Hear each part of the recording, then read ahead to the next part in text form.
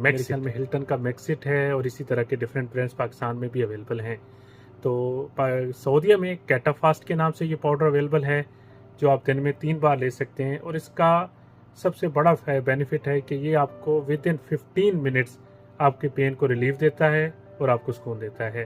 ठीक है, साथ में अगर देख लें कि अगर आपको पेन दोबारा रिपीटली यानी एपिसोड उसके वापस आ रहे हैं, तो लाजमी ये है कि आपके या तो यानी लिस्सा यानी आपके मसूड़ों में या टूथ में इन्फेक्शन है, तो ये मैं रेकमेंड करूँगा। साथ में आप लिटिल बिट एंटीबायोटिक जो अमोक्सिसिलिन है, जो जल्फामॉक्स के नाम से भी मिलता है, अमोक्सल के नाम से भी मिलता है, अमोक्सिडीन के नाम से मिलता है, वो 3 से 5 दिन ले लें, एक टैबलेट दिन में 3 बार। ये टोटल रिकमेंडेड डोज है।